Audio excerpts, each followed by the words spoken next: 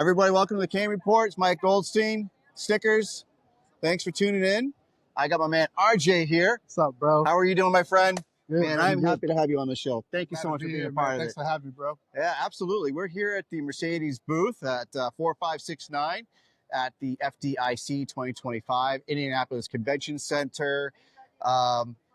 We are having a great time. It is busy. It's just Thursday. This is what it's about. You got the showroom open. We're on the apparatus floor. Everyone's having a good time. And I got RJ here, Capital City Training. Capital Fire Training. Capital Fire Training. I am so sorry. Forgive me, everybody. Capital Fire Training. It happens all the time. Happens all the time. So tell me what you did today. So today was more of a chill day for me, bro. We taught earlier in the week. We did a command class that we usually do out here at FDIC.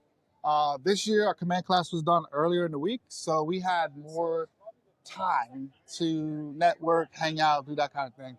Today was cool, man. We went to the second day of opening ceremonies, which was very cool. My wife and I went and sat in on the class by Mike Gagliano and his wife C.A.N. They do a firefighter marriage class. Nice. Not that there's any problem, just any cool. It's just always cool to just take in information, just Absolutely. to hear, how you can improve, that kind of stuff. And then now my wife and I, we're just spending time together. We're walking the floor, just having a good time, spending time together. Taking it all in. Taking it all in, yeah. So you're no stranger to what you do for training. You have some great, quick tips that you present all the time on Instagram. Thank you. And I get a crap load. I mean, you can save stuff on Instagram, like every little reel and stuff. Man, I save a lot of your stuff, and I'm always playing it back. How did you come up with the idea of just doing these quick tips? So let's be honest, we're at FDIC, right? FDIC been actually making, remember firefighter training minutes? Yep. But they've been doing those for many, many years. But over time, different platforms exist now. And the biggest thing is people's attention spans, right? I loved training minutes. I still watch training minutes, and I learned from a lot of great legends in the fire service, Champo, Dugan, all these guys who taught different things in training minutes. I just decided, like right around COVID, a little after COVID, I was like, man, I want to try to find another way to reach people. Training minutes still exist, but I want to find another way to reach people. And so, let's be honest, man. Whether we agree with it or not, everybody's on social media, and fire service as a whole is getting younger, and so people's attention spans. Wait, I'm that guy. My attention span is like that. You know what I mean? So, I'm like, man, I want to find a way to reach people. I want to do things to people. Like I want to make videos. I want to deliver content, and I'm going to use social media to do it. And so I decided to do. I couldn't come up with a name, and I thought about it. I was like, it's just like a quick tip, done by Capital. And so we decided to call them Capital Quick Tips. And so the whole mission behind a quick tip is twofold, right? We want to provide a quick tip, a tip that's under 2 minutes that you can watch, you can learn something, and most importantly, just about all of our quick tips at the end, we show a video of it being done from the street. That's the best way, I think, to gain buy-in from people, is if they can actually see this tip or this trick that you're doing being done in the streets. And so usually we end almost every quick tip, not all of them, but almost every quick tip, we usually end it with a GoPro video, a helmet cam video, or whatever subject we're talking about being done in the streets. And so that's pretty much how it evolved. Now, I know what you're about to ask me. With the same question everybody asks. How do you come up with these tips? I was going to ask you that. How do you come up with them? How do we come up with them, right? So here's the deal, man. I'm not even going to lie to you, bro. A lot of these tips come up in my head while I'm driving. Okay. And it's usually like, hey, have we talked about this? Has somebody shared this? And I'm going to be honest. I'm going to tell you in front of everybody right now. There's nothing that we do in a quick tip. There's nothing that I have invented. Almost everything that we do has been done before by somebody before us. But my biggest thing with quick tip is, have we shared this information? Yeah. Right? If you have all this information, right, and you don't share it, then you're just as bad as everybody else. Like you're not passing on the information. Like it stays with you, and that's wrong. Yeah. Right. That's wrong. So again, nothing that I share that I do in the quick tip is mine. I tell people all the time.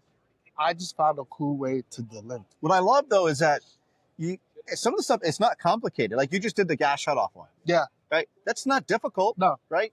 But it's some people have never done it in their career. Correct. Right. And some people either don't know where to find it, or some of them don't know how to actually turn it. Sure. What kind of tool to use to do it. Yeah. Like it's simple, quick tips.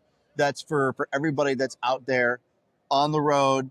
That's that's looking for that information. Yeah. Right.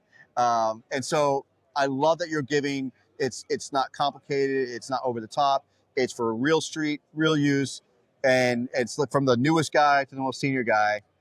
I love that you're covering all angles. Yeah, and so here's the other thing, right? Like the tip has a lot of information built into it, right? So like the most recent one, the gas one I did, right? I'm sure we all know how to shut off gas, and if you don't, it was cool that this tip helped, right? Yeah, it's got tongue tied, right? Yeah. But here's the other thing about that tip, right? The being able to identify where these things are at night. That was part of the tip, you know, making sure you have a light on. Another part of that tip that we added in that a lot of people don't think about is looking for it on the 360. A lot of times shutting off gas is an afterthought. I've been on plenty of fires where shutting off gas is an afterthought. But, when I was assigned to Squad 3 in downtown Frederick, as a chauffeur, that was my job. Like I go to the rear, on my way to the back, I would look for that and I'd kill it. You know, there's a lot of times where I can tell you personally, I've been in fires where I'm like, man, it's not going good. And why is it not going good? I had a fire, one particular fire, it wasn't going out on the right side. Come to find out, the gas fireplace, the wall collapsed, and the pipe broke, and it was just feeding the fire. Wow. So if we had identified where that gas shut off was early, killed that gas, we would have, that wouldn't have even been a problem. Right. You know what I mean?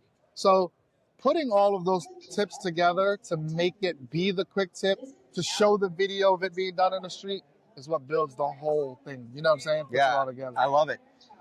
It's just great that you're putting that out there. You see a need for people because it's in the palm of our hand. Yeah. And that's the best way to get it, especially again for the newer generation.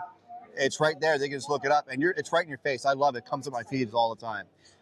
So you also taught here this week. What did you teach this week? So Capital Fire Training has a command class that we do here that's led by Dave Polikoff. It's called Command Under Fire. Dave has been teaching this class here for many, many years. It's a command simulation class. So it's a workshop pretty much. I think, we do 4 hours. And so we spend a good portion of the class going over important things for unit officers, chief officers, on-scene reports, things to look for as unit officers, and how to get information, relay information, and how to talk on the radio. And then we spend the last little bit of time, we give the students simulations of houses on fire, buildings on fire, and then they put it all to use. So they're doing on-scene reports. They're looking at a screen, and they have different events happening on the screen. So now unit officers are talking on the radio, the command officers are talking to the unit officers, and so it's a really, really good class. It's engaging. Like I said, we do it for about 4 or 5 hours, so it's a cool workshop. So yeah, that's what we did. We did that on Monday, and that was Monday afternoon. And like I said, now we're just kicking it. Cool. That's awesome, man. And then so you're from Frederick, Maryland. Yep. And busy firehouse. Yeah. Busy area. I used to live in Rockville, Maryland, many moons ago. So I definitely know Shout what out you guys. to Rockville. That's where I'm volunteering at. Woo, Rockville. So I love that you're taking the city tips though, and out of your area and bringing it to everybody else. That's really, I think is something super special. I love that you're here teaching, sharing the knowledge, but you're gaining the knowledge as well. Yeah. So this is your roughly eighth time being FDIC? Yeah, something like that. Yeah. You're always a student of the craft, man. To your point, man. Frederick is a good department. We call it a small city, and I tell people all the time, Frederick has a little bit of everything, no overabundance of anything. So Frederick's not the place where we're going to 10 fires a day, where we're tired of going to fires, but there's a good chance we're going to a fire. We have just about everything else any big city has. We just don't have an overabundance of it. Frederick County is the biggest county in the state of Maryland. We have roughly right about 600-ish guys and girls on the street. Special Operations Command, which I work in the Special Operations Command. I'm assigned to Engine 1 on Frederick's West Side. How long you been for that department? How long you been? 19 and a half years. 19 and a half years. Yep. Did you come anywhere else? Yep. I started as a fireman at Engine 1. Oh, nice. And then I was over at Squad 3. I got promoted out of there, and then now I'm back at Engine 1 as a lieutenant. All right. Yeah. That's fantastic. Now, Capital Fire Training, obviously it's not just online stuff. You go out and you'll teach other conferences, other people. What can you offer, or how can they get a hold of you and understand what they get from you and your company? So last year, 2024, Capital Fire Training hit a milestone of its 15th year. 15th? 15th year, Oh, yeah. right. So we started in 09. Last year was our 15th year. And I tell you, man, we have grown. We've grown. We originally had 7 instructors. We now have 19 instructors. And I mean, I'm a little biased, but all of our guys, I would say, are the best of the best. And range from as far north as Connecticut and as far south as Richmond, Virginia. We travel all over the country. Everybody has different things they bring to the table. We got engine guys, we got truck guys, we got rescue guys. We have guys that are good in leadership and command and officers development. A wide range of stuff.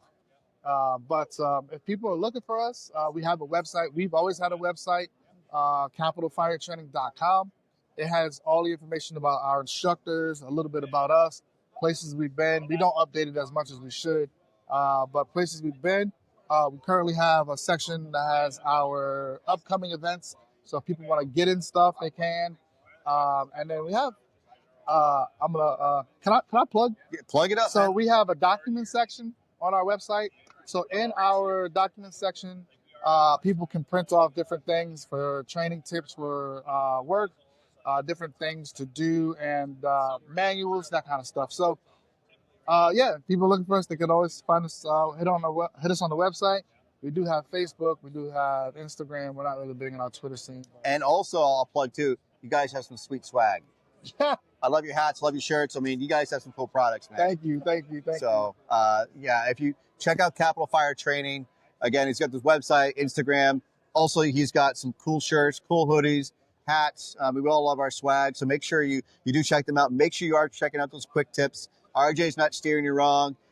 He is a student of the craft, and he's giving back all that knowledge he's gained. I appreciate that. Man, I appreciate you. I love that you're here. I love that we can talk to each other. And that's the thing about the fire service. We're here for each other, whether it's sharing tactics, ideas, knowledge, but also to take care of each other. So a little bit of another plug is behind me. We have our flag here, Mercedes Kraken hose that's turned into a flag. This is for Next Rung, to benefit Next Rung, to help them give back.